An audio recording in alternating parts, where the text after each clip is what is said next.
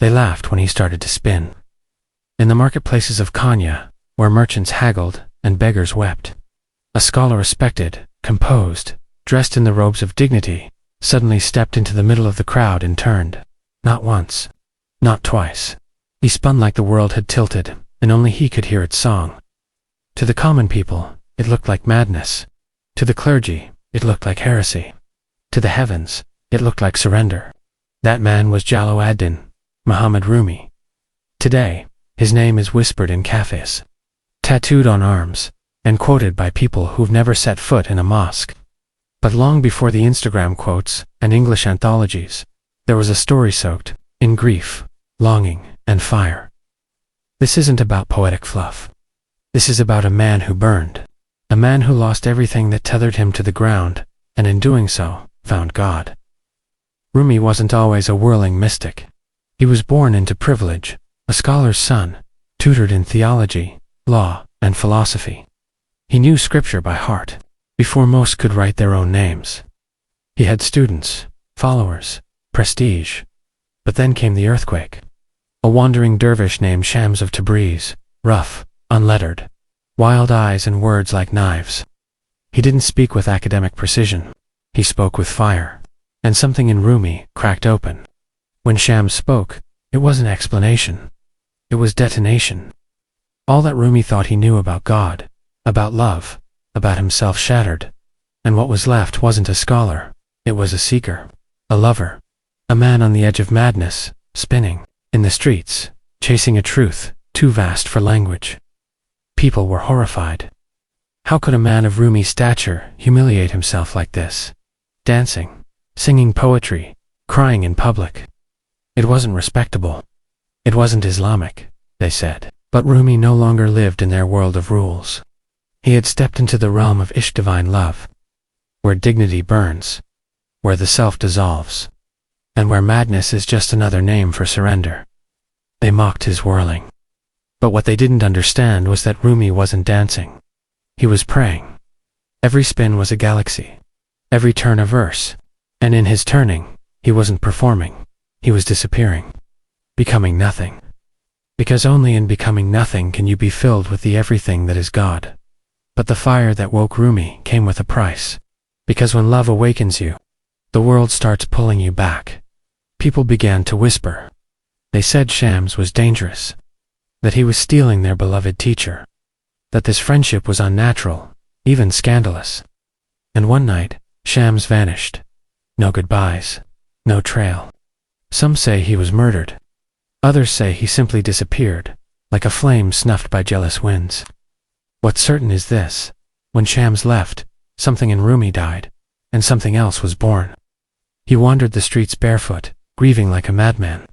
But in that grief, poems poured out of him like floodwaters, words that didn't belong to any language, words that burned through paper and bone. He didn't write for applause. He didn't write for scholars. He wrote because his soul had cracked, and love was leaking out.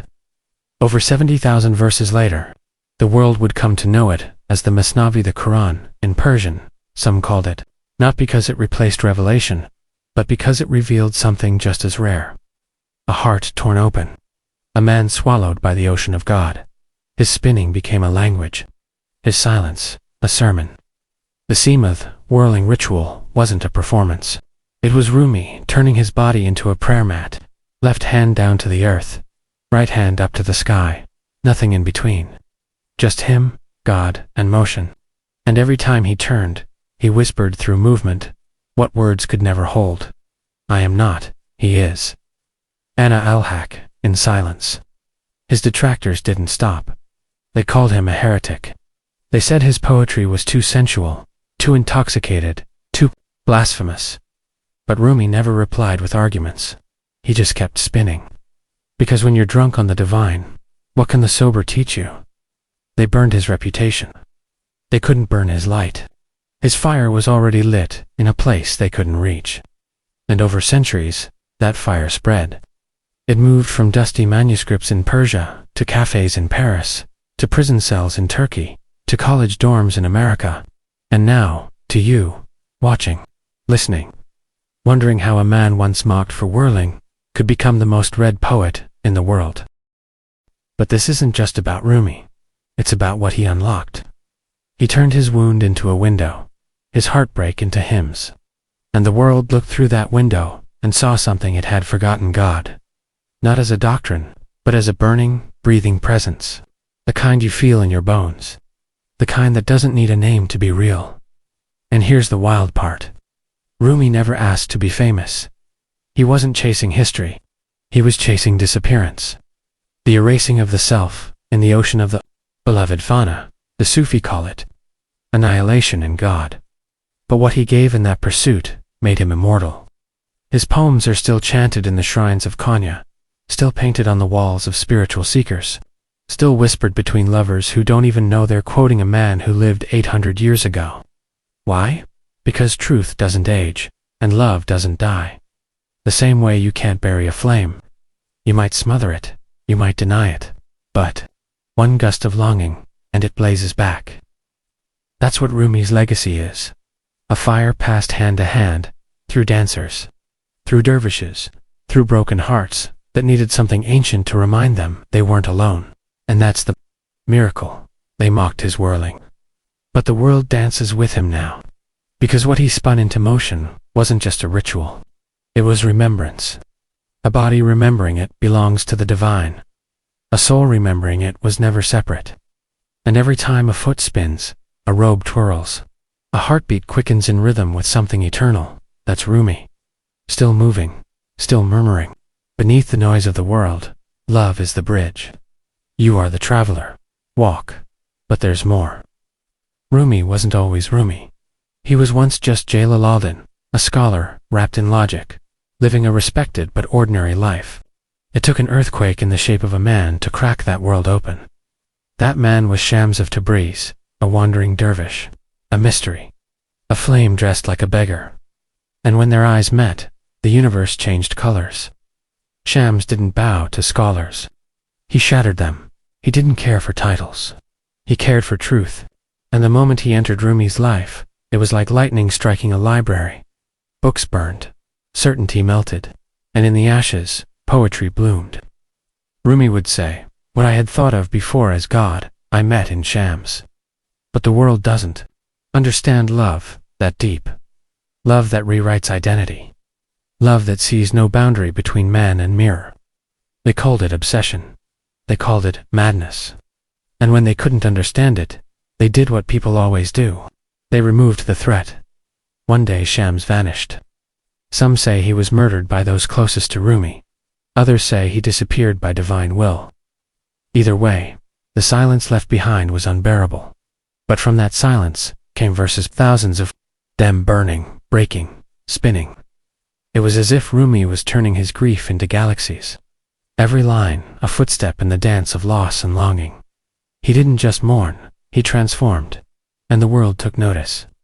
His words became lanterns in the dark. Centuries passed. Empires fell. Languages changed. But Rumi's verses stayed alive. They crossed deserts, mountains, oceans. They were whispered by lovers, sung by dervishes, painted on the walls of kings and carved into the hearts of the poor. And then, in the modern age, something strange happened. The world outside of Islam began to listen.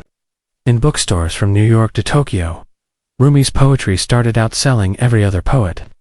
People who didn't even know what Sufism meant felt drawn to his words, not because they understood every metaphor, but because they felt something ancient and sacred in them, a hunger, a homesickness for God, the very same hunger that made him spin.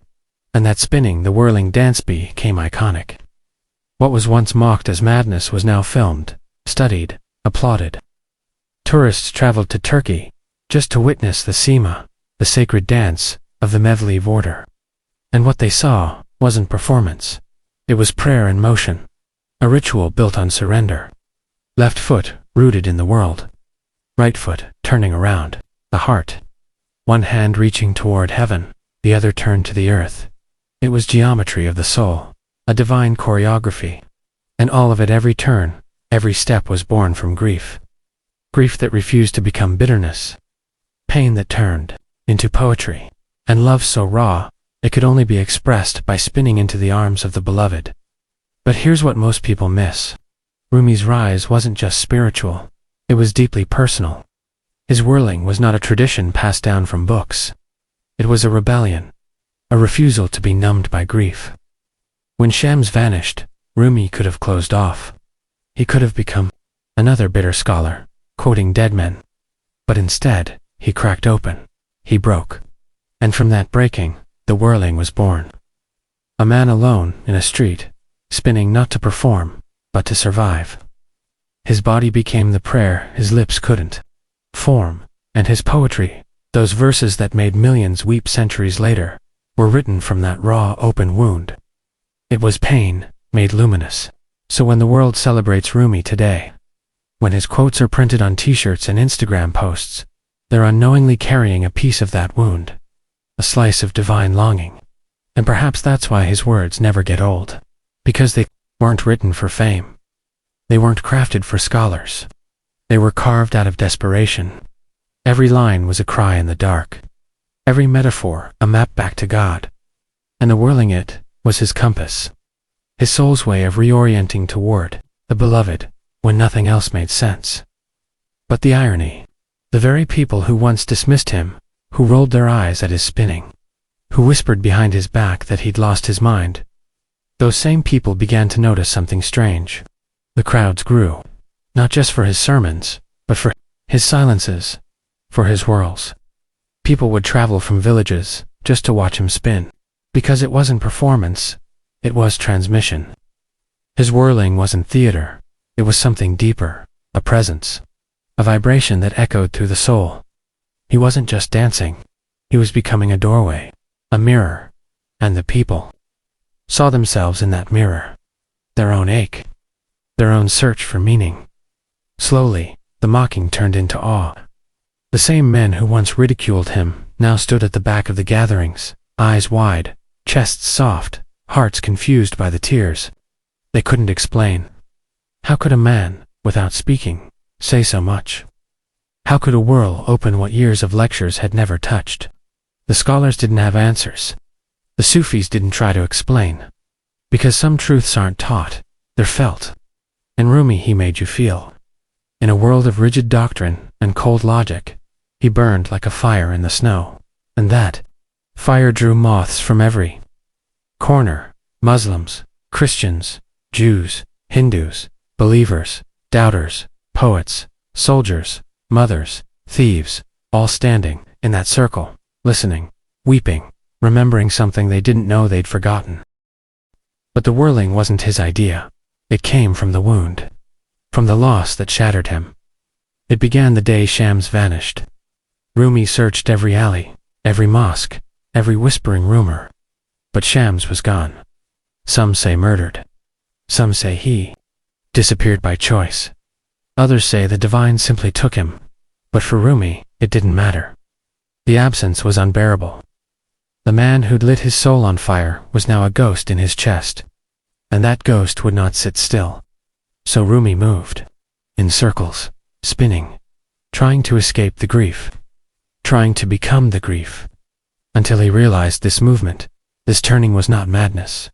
It was a remembering, a cosmic return. He was revolving around a center he could no longer see, but always feel. That's how the whirling began. Not as art, as agony. And slowly, it transmuted. The grief became rhythm. The loss became presence.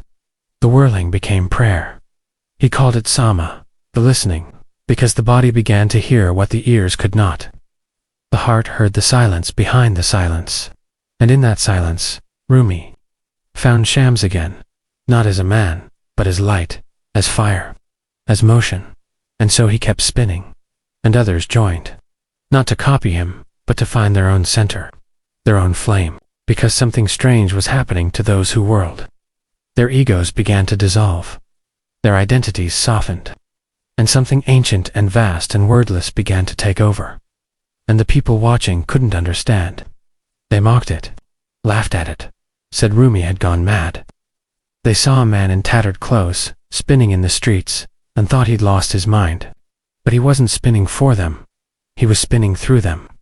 past them, beyond them, into a realm where God wasn't above, but within.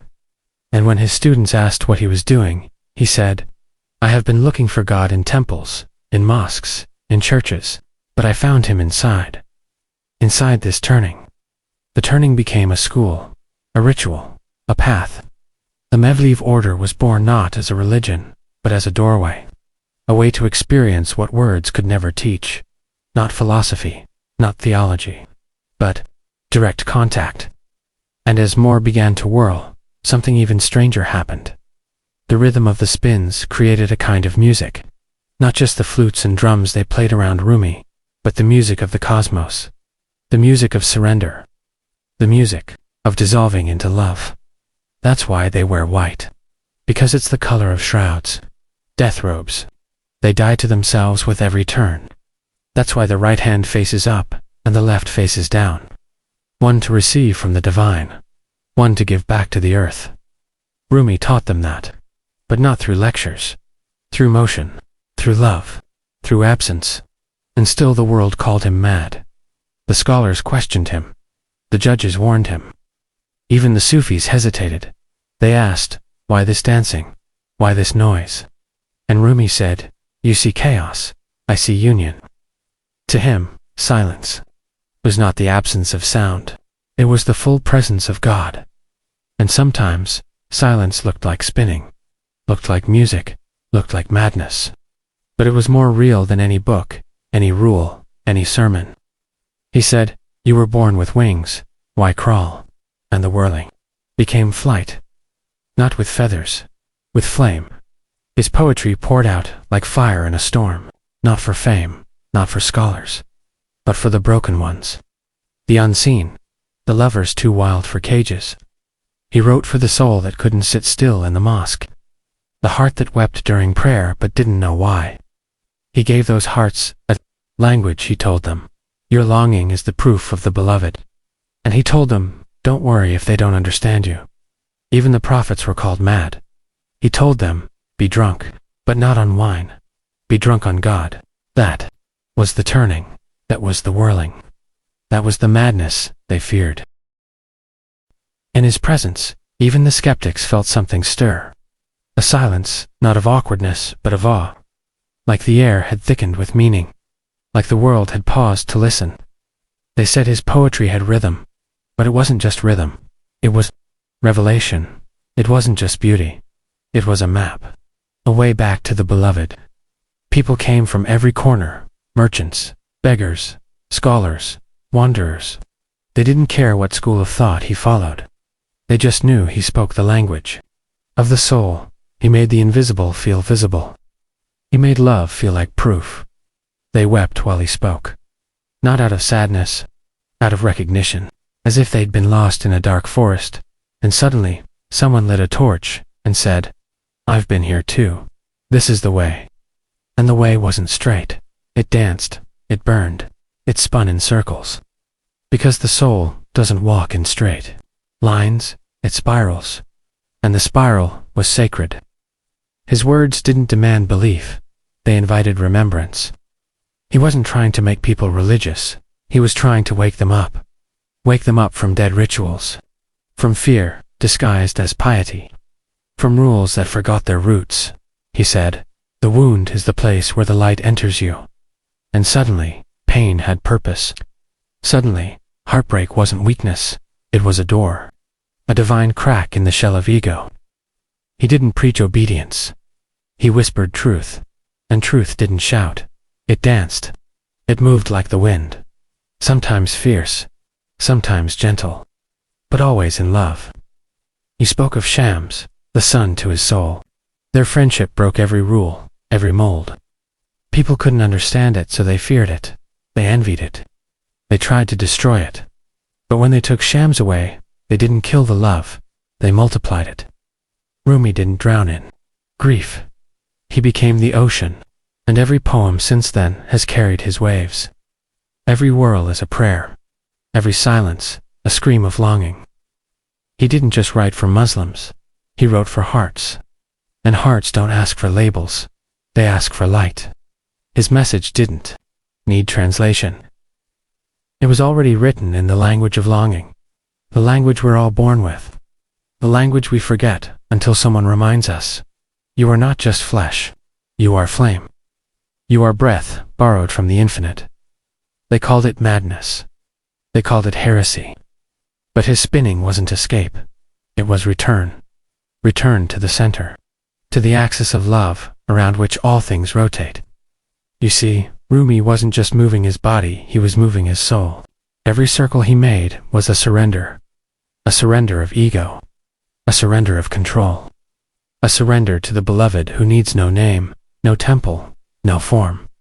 He spun, and the universe responded. Because he wasn't seeking applause, he was dissolving into silence, he said. Why do you stay in prison when the door is so wide open? And that question still haunts the soul today. We sit in cages made of opinions, rules, fear, performance, and Rumi walks by with nothing but a robe and a twirl, showing us the way out. Not with force, but with fire. A fire so gentle, it melts. A fire so fierce, it burns illusion. That's why, centuries later, the world still dances with him, not because he was perfect, but because he was real. Real enough to break, real enough to love what broke him, real enough to praise in the midst of loss. He made grief sacred. He made longing beautiful. He made poetry a form of prayer. Even his silence had rhythm. When he paused, the wind carried his meaning. His words weren't penned for scholars. They were born in midnight, yearning, in sweat, in weeping. In empty alleys of Konya, where he walked alone, with only God for company. They mocked the way he moved. They feared what he was awakening. Because when one man dances with the unseen, others start to see. One by one, hearts cracked open. Farmers, merchants, drunkards, even scholars, they came not to be taught, but to be transformed. And it wasn't just his words. It was the energy behind them. You could feel it, like rain on dry soil. Like music you don't hear, but your chest understands. That's why they tried to stop him. You can't control a flame that refuses to be held. You can't silence a man who's already died to himself. And Rumi had died many times before his physical death.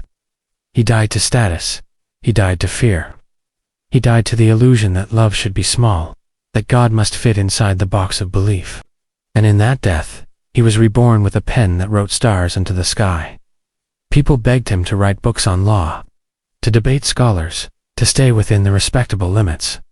But Rumi didn't just step outside the limits. He spun out of them. Literally. That's why the Mevlev order, the Whirling dervishes, wasn't some performance group. It was a rebellion. A sacred revolt against a world that had forgotten how to love. Every spin was a declaration. Every hand raised to the sky was a surrender. Every foot lifting from the ground said, "We are not chained to this earth." And yet, he never claimed holiness. He called himself the raw one, always burning, never complete. While others declared themselves saints, Rumi cried out that he was still being cooked in the fire of longing. He didn't sell answers. He sold longing. And in that longing, millions found their own way home. That's why they still quote him in churches, in temples, in mosques, in weddings, even in prisons. Because Rumi didn't belong to one faith. He belonged to the fire beneath all faiths. But the story wasn't just about poetry. It was about pain. Deep, soul-breaking pain.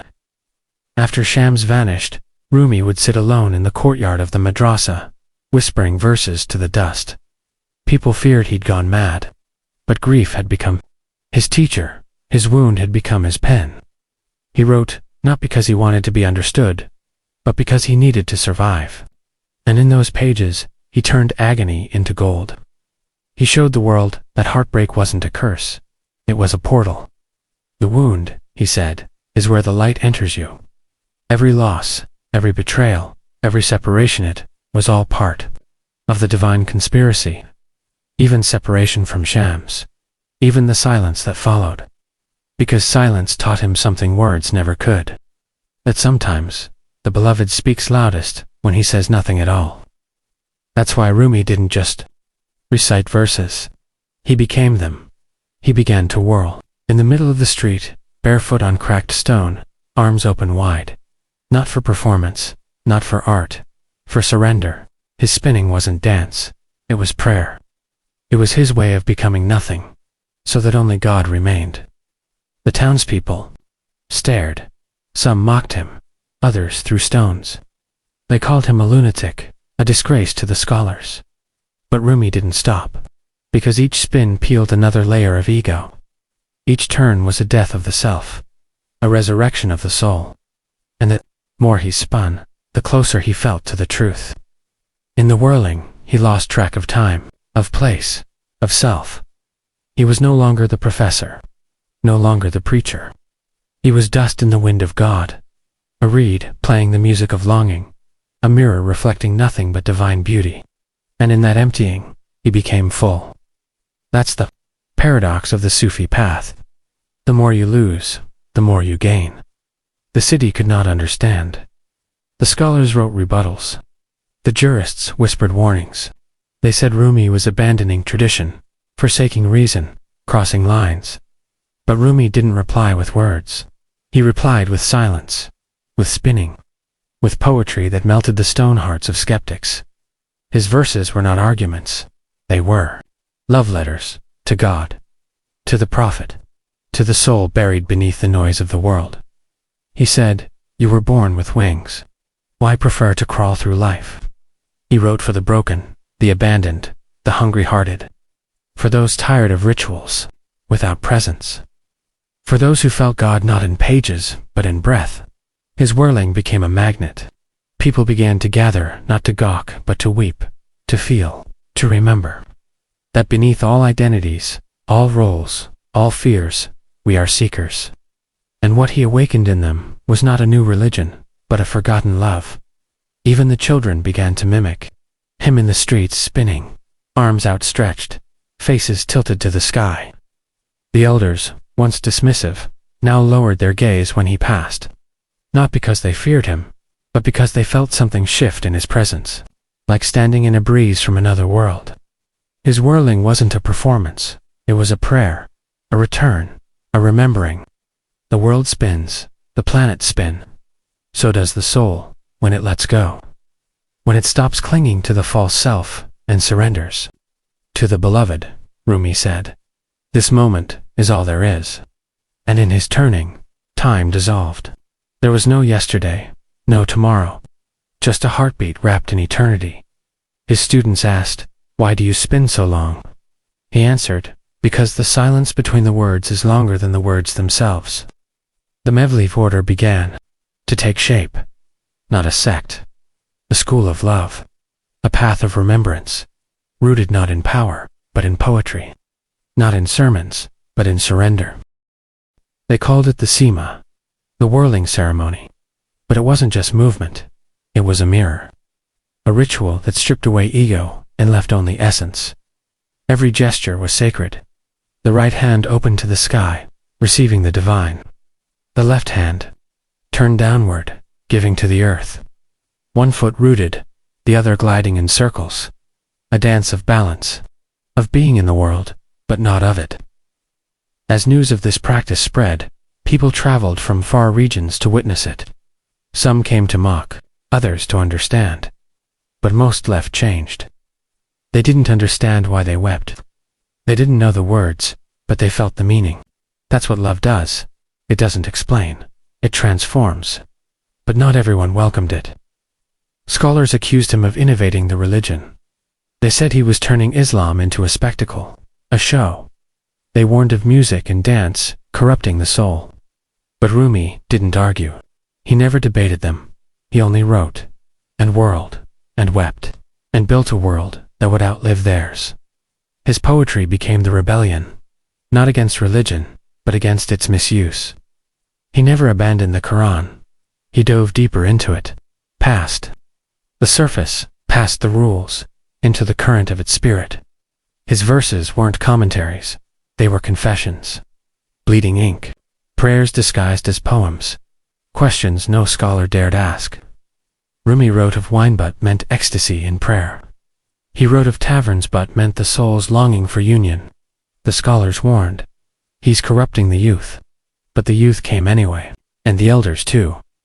They came broken, came guilty, came lonely, and somehow they left less burdened. Because when he spoke of love, he wasn't soft, he wasn't weak, he was fierce. He called out the pride of the clerics, the coldness of tradition, and the arrogance hidden in fake piety. He said, "Your robe doesn't make you holy. Your silence doesn't make you wise. Only love makes you alive." And for that many wanted him gone. So they tried another tactic. They told him to stop dancing. They said, a scholar shouldn't whirl, but he did. On dust roads, in the streets, in mosques. Because for him, movement was prayer. When he whirled, he wasn't entertaining. He was vanishing, disappearing into the presence of God. And as he turned, people turned to inward. They stopped watching and started feeling. He said, "Do not look at me. Feel what's turning in you." It scared the powerful. Because if people found God within, they'd no longer fear the ones above, no longer need gatekeepers, no longer be controlled. So they banned his gatherings, tried to silence his followers. But like the wind, his words slipped through cracks. Like breath, his name whispered across cities. His poems traveled faster than soldiers. And wherever they went, hearts opened like gardens after rain. But Rumi never chased fame. He chased the friend, the one who burns everything false. And in this fire, he lost his pride, his titles, even his name. He once said, "I was raw, I was cooked, I was burned." The world watched a scholar become a shand from that ash, a flame. Every line he wrote wasn't ink, it was surrender. Every metaphor wasn't crafted, was cried. His poetry wasn't for the elite, it was for the broken, for the drunk in love, for the abandoned, for those who still believed that even in ruin, beauty lives. The wound, he said, is the place where the light enters you. And people listened. Not because he spoke, but because he was silent inside. They felt what he felt.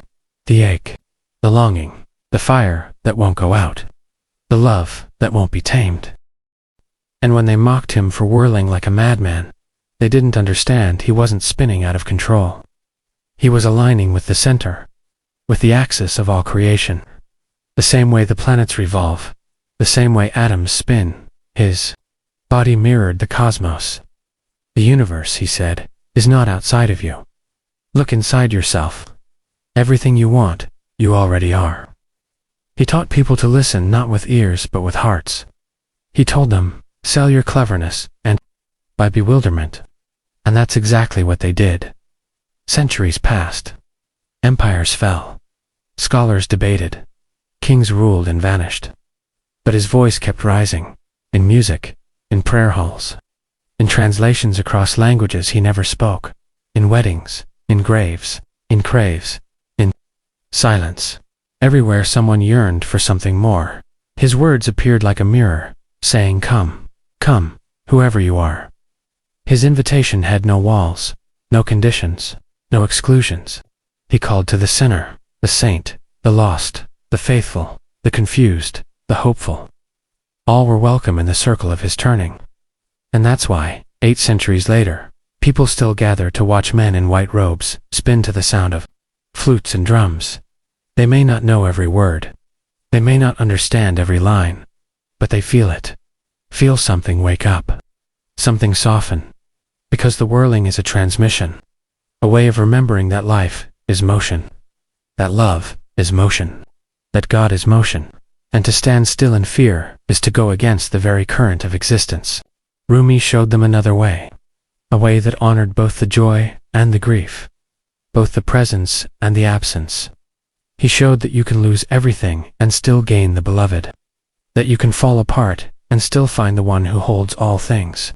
Together they buried his body, but couldn't bury his words. They tried to silence his whirling, but only gave it more power. His poetry crossed borders without armies. It entered hearts without force. It whispered in the ears of kings and beggars alike. Today, Rumi is quoted in coffee shops and college halls, in wedding vows and therapy rooms, in quiet prayers and loud protests. But few know the cost behind those lines. Few know that behind the softness was steel. That his surrender was not weakness, but a discipline forged in fire. that every verse was soaked in the tears of longing, that every dance step was carved. Through nights of silence, he was not just a poet. He was not just a mystic. He was a bridge between cultures, between faiths, between heaven and earth. And like all bridges, he was stepped on by many, but also crossed by many, and some who crossed, never turned back. Centuries later, in Konya, on cold December nights, people still gather. Some are scholars, some are skeptics, some are tourists who don't understand a word. But when the dervishes step onto the floor, something shifts. The air becomes thick. The music begins slow. A reed flute sighs. The heartbeat of a drum follows. Then white robes spin, arms raise, eyes close, feet turn in surrender to the unseen. It is not a performance. It is not art. It is a prayer without words, a movement older than language, a choreography between the soul and the source. And suddenly silence has sound. Stillness has rhythm. And those watching begin to feel something. A crack in the heart. A warmth behind the eyes. A pull they can't name. That is Rumi's legacy. Not the fame, not the books, but the unexplainable ache he left in the world. A reminder that beyond belief systems, beyond rituals and rules, there is something else. A pulse, a pull, a divine longing, in those who feel it, even for a second. They understand. Rumi never wanted to be worshipped. He never sought followers. He wasn't building a brand. He was searching, burning, melting, becoming nothing so he could be everything. That's why his poems don't preach. They bleed. They confess. They whisper to you in your loneliest nights and say, "You're not crazy. You're not alone. You're just in love with something this world cannot name." That's why he still lives. In songs, in tattoos, in TikToks, in mosque walls and yoga studios, in prison cells and university libraries. Because truth doesn't need a passport, and love doesn't need permission. Rumi's words dance across all of it, cutting through the noise. And maybe, just maybe, that's why he was mocked. Because when the world bows to power, a man who bows to love looks dangerous, incontriable, untouchable. But in truth, he was none of those things. He was just a broken heart, spinning back to the one who broke it. He was a flame that chose, not to burn others, but to light the way. And the whirling didn't stop. It passed from Rumi to his students, then to their students, until it became the Mevlevi order, the whirling dervishes, their robes white like shrouds, their arms wide like open skies. One hand toward the heavens, one hand toward the earth. A living symbol, receiving from the divine, giving to the world. Not performance, not entertainment, but prayer in motion. You don't spin because it looks beautiful. You spin because the soul is dizzy from remembering where it came from. Because silence starts to sing. Because the world becomes too small to contain the truth exploding inside you. But the world didn't understand that. Governments tried to silence them. Empires outlawed the whirling.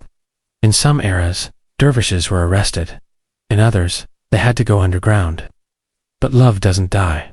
Not when it's real. So they spun, in secret, in cellars, in deserts, in dreams. Until one day, the world came back and asked them to spin again. Not to mock, not to punish, but to witness. Because the fire Rumi lit, it never went out. It crossed oceans, crossed languages, crossed religions. In New York, people read his poems on rooftops.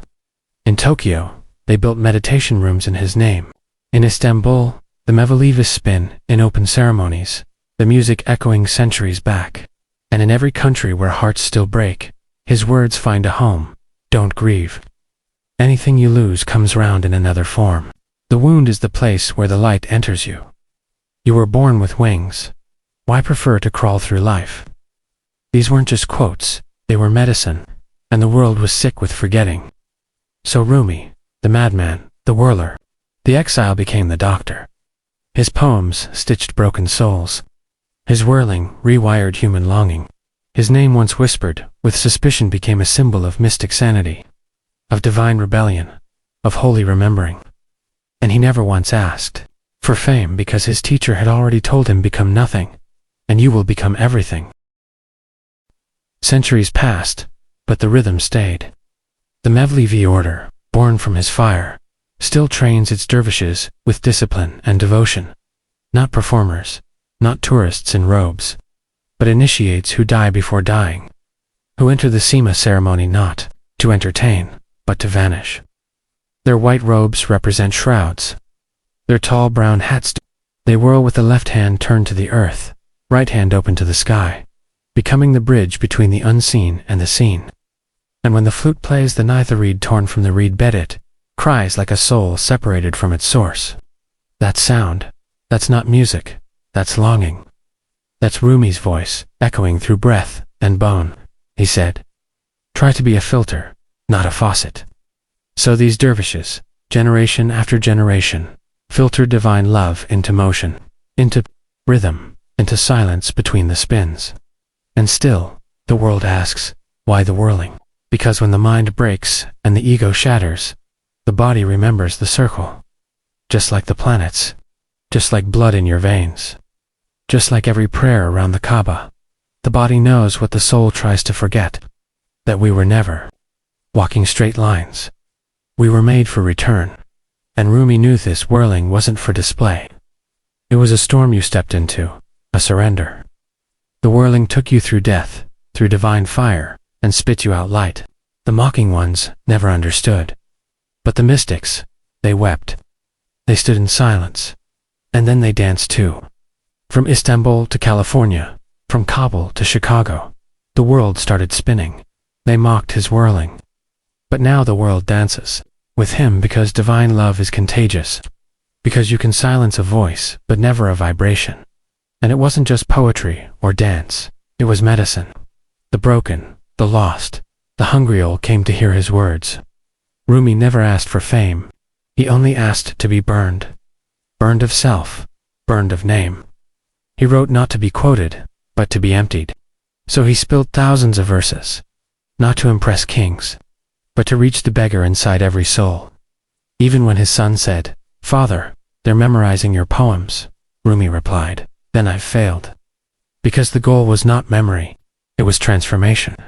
And yet, centuries later, they still read him, still whisper his lines to themselves in heartbreak, still play his verses at funerals, still use his metaphors when words fail, still dance to the echo of his silence. They mocked his whirling, but now they quote him in every language, tattoo his words on their bodies, build retreats in his name. Even those who know nothing of Islam feel him. That's the reach of sincerity. That's the power of surrender. But Rumi never chased this. He would have hidden his face if he saw the billboards. Because his real message was this: burn everything that isn't God. Burn your pride. Burn your knowledge. Burn your name.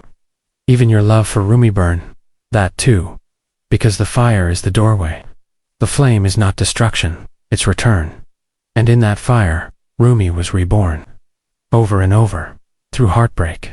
Through longing. Through losing shams. That's where he became more than a scholar. That's where he stopped preaching and started breaking. That's why the whirling never ends. Because love, real love, keeps dying and returning. It's not static. It's a storm, a surrender, a madness. And when you dance in that madness, you stop asking questions. You stop needing answers. You become the question, the longing itself. That's what Rumi offered the world. Not comfort, not slogans, but a knife. A knife that cuts the self open, that leaves you bleeding with beauty, and somehow, still grateful. That's why centuries later, people still whisper his words in hospital beds, in prisons, in war zones, at gravesides. Because Rumi doesn't belong to scholars anymore. He belongs to the broken, to the ones who lost everything but still reach for God in the dark. That's why the whirling spread like wildfire. Across Persia, India, Turkey, Morocco. Because it wasn't just a dance. It was a secret rebellion. A way to grieve without words. To pray without permission. To scream without sound. Even when Sufism was outlawed, even when Mevlevi orders were banned, the whirling didn't stop. It went underground. It hid in music, in poetry, in rhythm, in hearts. Because you can silence a person, but not a movement born from love. And Rumi's love wasn't tame. It was dangerous. It shook the foundation of power. It questioned borders. It ignored sects. It shattered the illusion of separation. Rumi said, "Come, whoever you are." Not as a slogan, but as a weapon against every wall religion built. It's why dictators feared him. Why clerics tried to rewrite him. Why Western publishers stripped his verses of their Islam. Because if people understood what he really meant, if they heard the Quran in his metaphors, saw Shams in his longing, felt the fire of La ilaha illallah in his silence, they wouldn't just read Rumi, they'd become Rumi. They'd start burning, dancing, dismantling ego, dethroning greed. That's the real threat. Because a man who sees God in every face can't be controlled. A man who hears divine music in silence won't obey. And so, they mocked his spinning. They laughed at his whirling. Said it was madness, hysteria, paganism. But centuries later, they're the ones who spin. In dance studios, on retreat grounds, on TikTok, and in yoga classes. All mimicking the very madness they once condemned. But they don't know. They're only scratching the surface of a storm. Rumi's dance wasn't choreography. It was surrender. His motion wasn't art. It was annihilation. Every turn was die before you die. Every step he took in the circle was a funeral for the self. Every spin said, "I'm not the body, not the mind, not the name." While others bowed to kings and kissed the hands of judges, he bowed only to the emptiness inside his chest, where once a me used to live. Rumi's poetry wasn't written to impress scholars. It was a cry for the ones drowning in existence. A whisper for those who feel the weight of the world, but still long for God. The man lost his best friend, his teacher, his spiritual flame, and, out of that unbearable separation, he poured oceans of love. When Shams disappeared, Rumi shattered. But instead of building walls around his pain, he turned his grief into galaxies of verse. He said, "Don't you see? This heartbreak is a gate. The world still doesn't get it. They think he's just romantic, just poetic. But he was a volcano of Tawheed, erupting in the middle of a cold, religious world. He didn't flirt with God. He dissolved in him. He wrote of love, but he meant annihilation. He said, 'Come, come, whoever you are,' not because he wanted crowds, but because he knew the fire would burn them clean. His whirling wasn't for show. It was a sacred ritual of forgetting the self, of becoming drunk not with wine, but with the scent of the beloved. And yet today, his dance has been choreographed, his poems commercialized, his image softened for posters and cafes. They've taken a man who destroyed his ego in fire and turned him into a self-help mascot. But beneath the soft quotes lies a truth sharp as a sword. Rumi didn't write to comfort you. He wrote to kill what separates you from God. He wrote from a place no map can find, from a silence too loud for language. His words are traps for the intellect but food for the soul. You can't study him. You have to be undone by him. Every line he wrote is a dagger that says, "Die before you die." They didn't understand him in his time. They laughed at his madness. A man spinning in circles in the street. A man weeping in public, kissing the earth, speaking of wine and taverns and love. He must be mad, they said. A threat to order, a heretic. But Rumi was never dancing for them. He was burning, whirling not for the eyes of people, but for the gaze of the divine. He lost himself in motion because stillness made the ache louder. His dance was a scream, a prayer, a dissolving. And today, the world dances with him. From Istanbul to California, people wear white skirts and spin in slow reverence. But most don't know what it cost him. They don't know the years of grief that birthed those poems, the heartbreak, the silence after Shams disappeared, the loneliness so thick, only spinning could tear through it. They see the beauty of the whirling, but not the ashes it rose from. Rumi's legacy isn't his fame. It's the fire that still calls. The burning ones. Before Rumi became a name sold on coffee mugs and Instagram quotes, he was Jalal, a dintecker, jurist, scholar, a respected figure, grounded, predictable. Until Shams arrived, like a lightning strike, across a calm sky. Shams wasn't polished. He didn't flatter the elite. He spoke like a storm, raw, unfiltered. He said things no one dared. And Rumi he listened, not just with his ears, but with his soul. That's when the fire started. The teacher became a seeker. The jurist became a lover. And society, it couldn't handle it. They saw Rumi slipping out of their mold, abandoning lectures, singing in the streets, writing verses soaked in longing. And they blamed Shams. But it wasn't Shams who changed him. It was love. A love that cracked open the walls of his identity and let the ocean in. When Shams vanished, some say murdered Rumi, shattered. But he didn't break in silence. He broke in verse, in whirl, in flame. His poetry became his scream into the void, and somehow, the world heard it. They said he'd gone mad. That the grief broke him. That no scholar should spin in circles like a drunk. But Rumi wasn't spinning in madness. He was turning in remembrance. Each whirl was a planet revolving around its sun. Each spin a surrender, not to the world, but to the divine. His dance wasn't for spectacle. It was an annihilation. Ego melting into dust. Self-dissolving into the one. And that's why they couldn't understand him. He wasn't trying to be understood. He was trying to disappear. The scholars who once sat in rows before him now whispered behind closed doors. What happened to Jalaluddin? They asked. The answer was simple. Love happened. The kind of love that burns down the house of logic and builds a temple from ash. And in that temple, he wrote. He wrote like a man who didn't care if the world read him or rejected him. Because his words weren't for the world. They were for the beloved. They came from the silence between heartbeats. And that's why they've never stopped echoing. Centuries passed. Empires collapsed. Languages changed. But the poems remained. Whispered in shrines. Painted on mosques. Carved into the air by dervishes. Who still turn. They mocked his whirling once. Now the world sways with it. From New York rooftops to Istanbul streets, his rhythm pulses in souls who've never heard his name. But they've felt it. The ache. The pull. The silent hand reaching. Through centuries, touching hearts that thought they were alone. Because Rumi's message was never locked in time. It was a mirror, showing each generation what they forgot, that they were never separate. That longing itself was proof of love. That the ache you feel is God pulling you back. And when you fall, Rumi reminds you it's not the end. It's the way. Fall in, fall through, fall toward. That's why his words survive. Not because they're pretty, but because they are true. And truth, when whispered through the mouth of love, can't be buried. It rises, it dances, it lives. So they tried to silence him. They mocked his spinning. They feared his metaphors. But the world changed, and now millions dance where they once scoffed. Rumi isn't just quoted in books.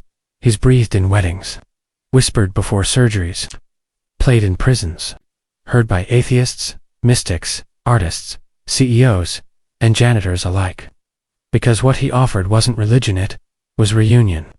The kind that strips you naked of your ego, your roles, your panand, hands you back your soul. That's the legacy. Not the fame, not the statues, not the calligraphy in cafes, but the stillness he left inside every seeker. The doorway he carved in every broken heart. The reminder that no matter how lost you feel, you are not alone in the dance. Somewhere, Rumi still spins. Not in rebellion, but in union. And as long as even one heart dares to follow that music, the song will never end.